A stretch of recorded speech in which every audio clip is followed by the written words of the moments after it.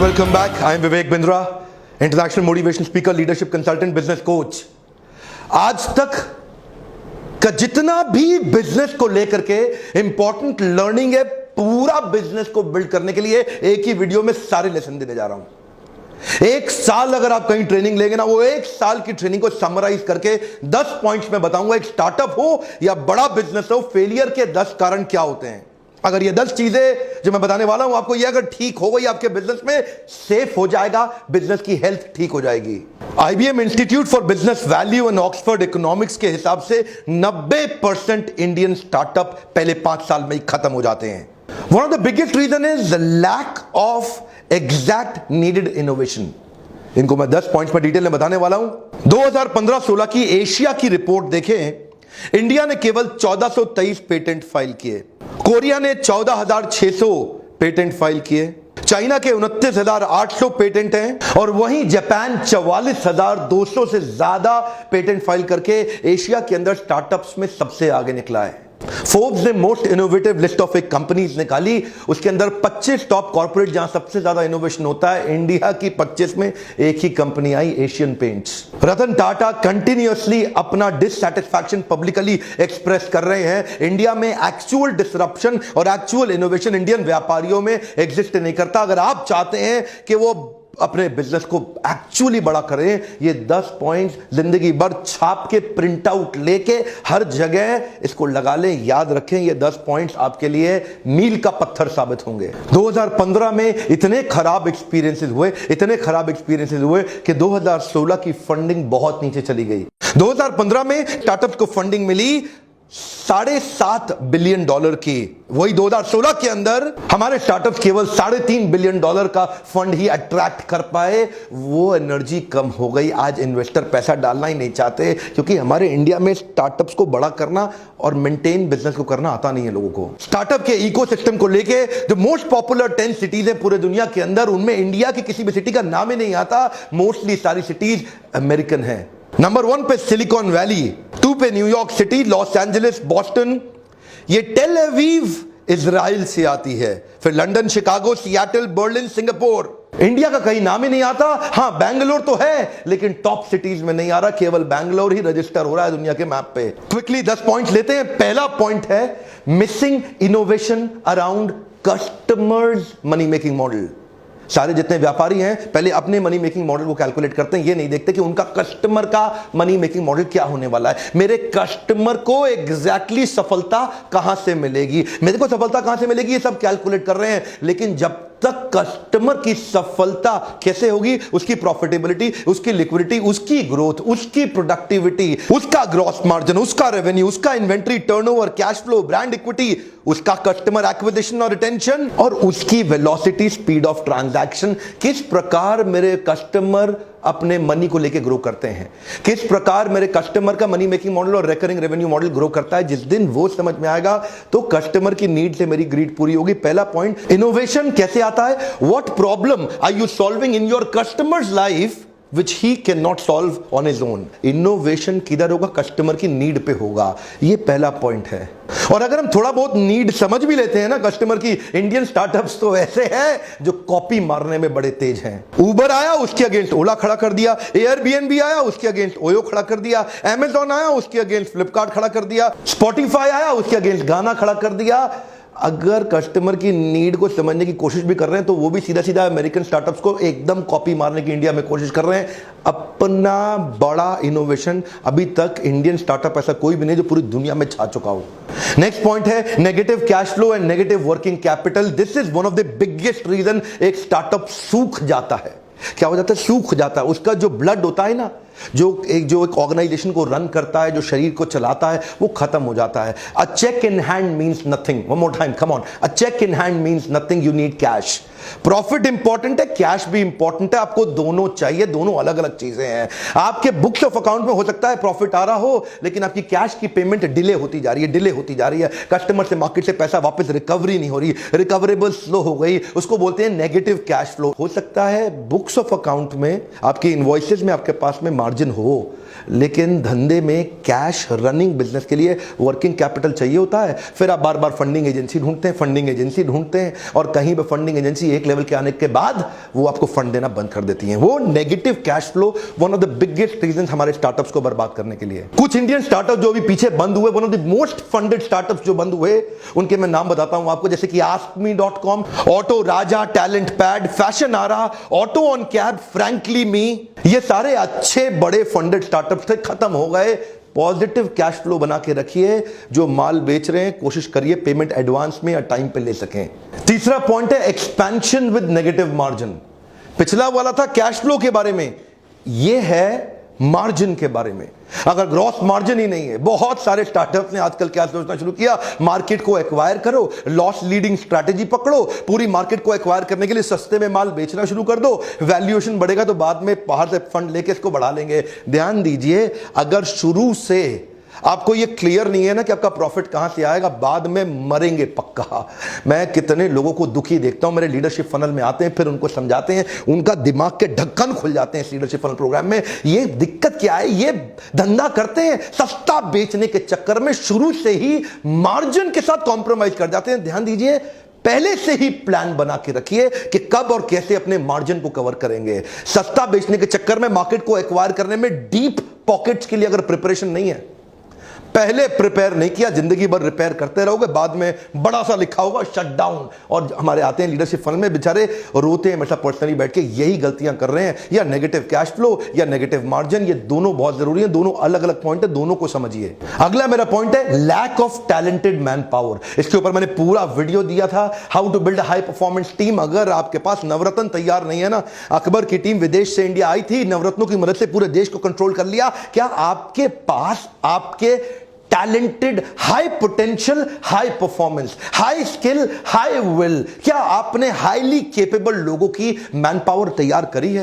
ये मेरा क्वेश्चन है आपसे। क्या आप उनकी कॉम्पिटेंसी मैपिंग, उनकी कॉम्पिटेंसी असेसमेंट कर रहे हैं? क्या आप देख रहे हैं आपके पास ऐसे लोग हैं जो आपके विजन को एग्जीक्यूट कर जाएं? क्या आपके पास ऐसे लोग हैं जो आपकी आइडिएशन को एग्जीक्यूशन में कन्वर्ट कर दें? क्या आपके पास ऐसे लोग हैं जो मोस्ट टैलेंटेड लोग हाईएस्ट एंथुसियाज्म और एनर्जी के साथ काम कर रहे हैं? ये बहुत इंपॉर्टेंट चीज है। उनके एज को पहचानिए और उनके एज को एनर्जाइज करके उनको एंगेज कर दीजिए। अगर बढ़िया मैन पावर नहीं, सब कुछ अच्छा होने के बाद भी अकेले आप थोड़ी काम करेंगे, लल्लू लाल गुलाब जामुन वाले थोड़े ही हैं आप गल्ले पे बैठ के चिपक के थोड़ी धंधा बड़ा कर सकते हैं। मैन पावर तो आपको चाहिए ही चाहिए। अगर नहीं देखा how to build high performance team video, वो जरूर देखिएगा। पांचवा पॉइंट है मेरा scalability with recurring revenue model. ये स्केलेबिलिटी और रिकरिंग रेवेन्यू मॉडल दो चीजें हैं। स्केलेबिलिटी मतलब बिजनेस में बड़ा होने का मॉडल क्या आपने ढूंढा? क्या वो ढूंढ पाए हैं कि बिजनेस बड़ा कहां से होगा? कई स्टार्टअप्स बड़े प्रॉफिटेबल होते हैं, कई स्टार्टअप्स में मार्जिन अच्छा होता है, कई स्टार्टअप्स अपने रीजन के अंदर अच्छा काम कर जाते हैं, लोकल रीजनल स्टार्टअप का बिजनेस होते हैं, लेकिन वो बड़ा कैसे किया जाए जो पूरी दुनिया में फैल सके, उसकी तैयारी पहले से नहीं करते। और दूसरी चीज, बड़ा होते होते होते जो आपके कस्टमर है, क्या वो रेगुलर कस्टमर बन पा रहे हैं? क्या आप अपने कस्टमर्स को रिटेन कर पा रहे हैं? क्या आपके कस्टमर आपको रिकरिंग रेवेन्यू दे रहे हैं? लगातार लगातार लगातार रेवेन्यू दे पाने वाले कुछ अश्योर्ड कस्टमर जो कि लॉन्ग टर्म कॉन्ट्रैक्ट के साथ काम करते हैं, जो कि आपके साथ जुड़े रहते हैं। इसके ऊपर अभी आपने पीछे वीडियो देखा था रेगुलर इनकम के ऊपर कि बिना मेहनत के या कम मेहनत के साथ रेगुलर इनकम कैसे बढ़ाएं, नहीं देखा तो वो भी जरूर देखिएगा। वो वीडियो पूरा डिटेल है, लेकिन यहां पे एक पॉइंट है जो बड़ा महत्वपूर्ण है कि एक तो बिजनेस बड़ा होना चाहिए और दूसरा बिजनेस में कुछ सस्टेन्ड रिटेन कस्टमर्स के लिए रिकरिंग रेवेन्यू, मतलब रेगुलर इनकम वाले मेथड्स को बिल्ड करें। अगर ऐसा रहेगा तो आगे दौड़ पीछे छोड़, आगे दौड़ पीछे छोड़, इसका टेंशन नहीं रहेगा।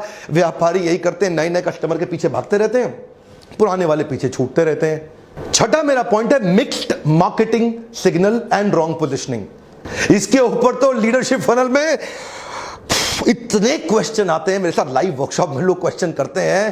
प्रॉब्लम क्या है, लोगों को पता ही नहीं अपने प्रोडक्ट को मार्केट में पोजीशन कैसे करना है। वो है कौन, आपकी आइडेंटिटी है क्या, आपका परफेक्ट कस्टमर कौन है, आपका इम्परफेक्ट कस्टमर कौन है, आपका परफेक्ट प्रोडक्ट क्या है, आपका इम्परफेक्ट प्रोडक्ट क्या है। आपका प्रोडक्ट ठीक से प्लान नहीं किया गया, आपका कस्टमर का सेगमेंटेशन ठीक से प्लान नहीं किया गया। हर जगह हर एक को जाके तू भी खरीद ले, तू भी खरीद ले, हर एक को थोड़ी जाके माल बेचते हैं। आपको परफेक्ट मार्केट डेमोग्राफी और साइकोग्राफी के हिसाब से ढूंढनी है और फिर जाकर के वही प्रोडक्ट प्रेजेंट करना है। अपना सिंगल सिग्नल ढूंढिए, आप कौन हैं, जिससे आपकी आइडेंटिटी तैयार होगी। क्या आप न्यूएस्ट हैं, क्या आप प्रॉब्लम सॉल्वर हैं, क्या आप बेस्ट हैं, आप मोस्ट कन्वीनियंट हैं, cheapest, best value, most prestigious, maximum feature हैं, या फिर आप मोस्ट रिलायबल हैं। इस प्रकार की कई तरह की पोजीशनिंग होती है। जब आपको पोजीशनिंग पता हो कि आप हैं कौन, आप उसी हिसाब से पैकेजिंग करेंगे, उसी हिसाब से ब्रांडिंग करेंगे, उसी हिसाब से मार्केटिंग करेंगे, उसी हिसाब से प्रोडक्ट को लेकर के मार्केट में प्रेजेंट करेंगे, उसी हिसाब की स्कीम लाएंगे, पॉलिसीज लाएंगे, पीछे बैकएंड की टीम भी उस हिसाब से तैयार होगी। आपकी मार्केटिंग की प्लानिंग ठीक है कि नहीं है, सिंगल सिग्नल दे रहे हैं कि नहीं दे रहे हैं। थम्स अप का सिंगल सिग्नल है, टेस्ट द थंडर, आज कुछ तूफानी करते हैं, एक 4 तूफानी देना भैया, ये बिल्कुल सिंगल सिग्नल है। उनको पता है उनकी मार्केट कौन है और कैसे बेचना है। इसको बोलते हैं प्रोडक्ट पोजीशनिंग। 7वां quick point, releasing product as a Lagarde.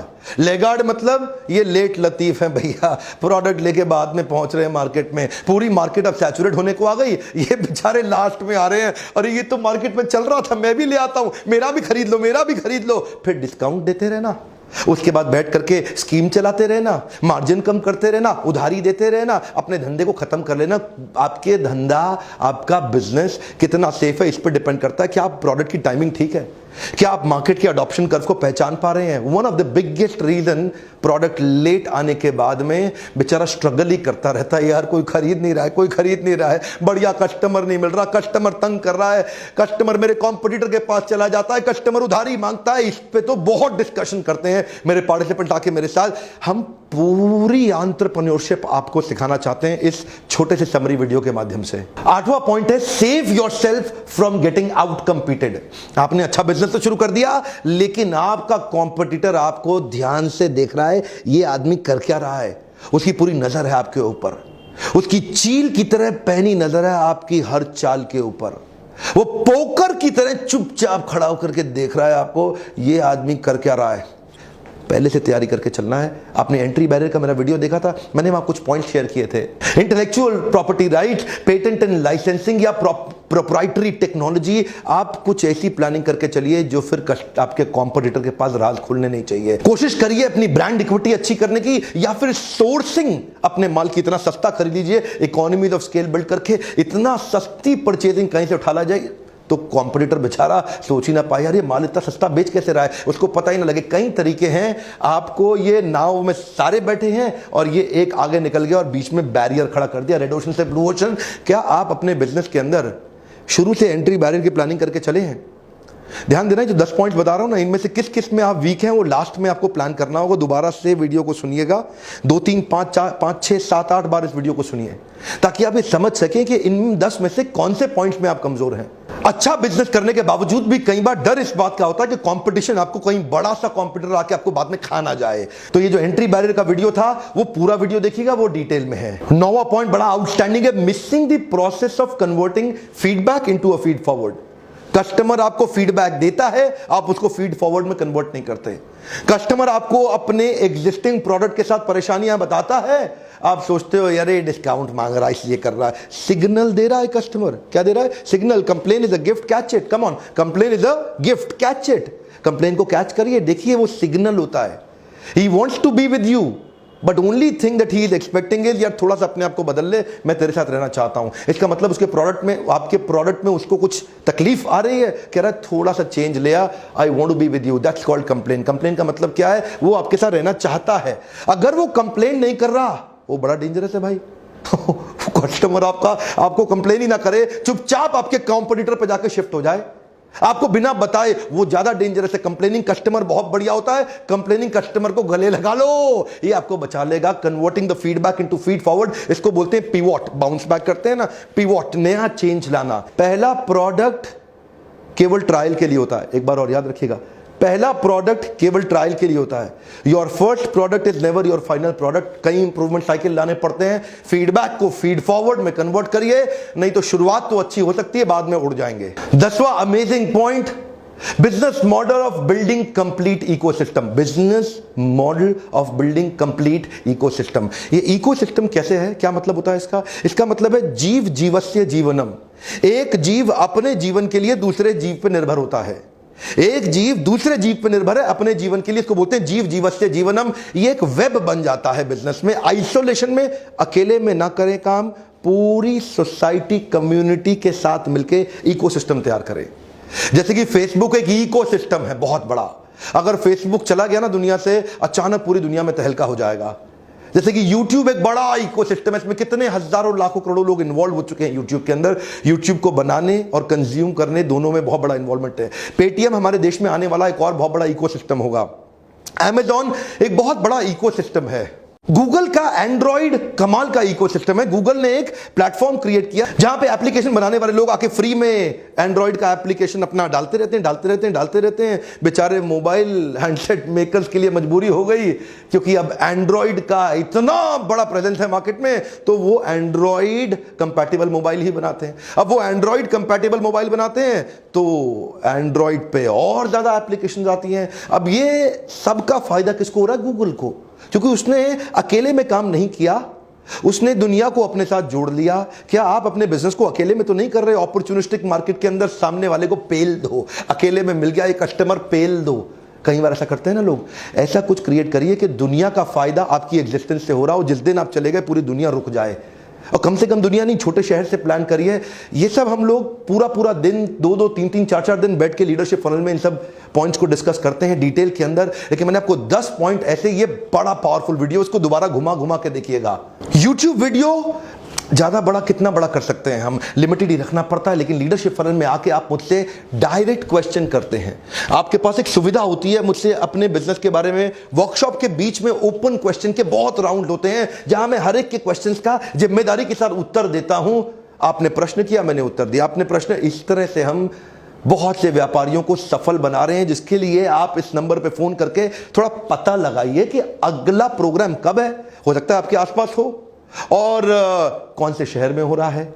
आज कमेंट में मुझे बताइए अगला बिजनेस से संबंधित कौन सा वीडियो देखना चाहते हैं आप। मैं आपसे पूछना चाहता हूं, अगला बिजनेस से संबंधित कौन सा वीडियो देखना चाहते हैं। अगर क्या आपको मेरे इन वीडियो से मदद हो रही है, लाइक जरूर करिए। और बड़े बड़े ग्रुप्स हैं आप लोगों के व्हाट्सएप में, वहां पे कई लोगों को शेयर करिए। मुझे बहुत लोग रोज जिस एयरपोर्ट पे जा रहा हूं, जिस शहर में जा रहा हूं, लोग मुझे रोज मिल रहे हैं। हजारों लोग मुझे हर रोज, मैं कई नए लोगों से, आपका वीडियो से मुझे ये फायदा हुआ, आपके वीडियो से मुझे वो फायदा हुआ, आपके वीडियो से ऐसा फायदा हुआ। लोगों के फायदे के लिए वीडियो उनको शेयर करिए। ये वहां सब लोगों तक पहुंचेगा ना, तो हमारा नाम भी तो ग्लोबल प्रेजेंस में आना चाहिए। क्यों हमारे शहरों का नाम नहीं आ रहा है global best startup cities in the world के अंदर? क्यों हमारे देश की बड़े कॉर्पोरेट पूरे दुनिया में नहीं छा रहे हैं? वीडियोस को शेयर करिए। कई बार लोगों के दिमाग के ढक्कन खुल जाते हैं। सब्सक्राइब आपने जरूर कर लिया होगा, दोस्तों को भी कराइए, उनसे भी बेल आइकॉन हिट कराइए। ऐसे वीडियो देखने के लिए आपका बहुत बहुत धन्यवाद।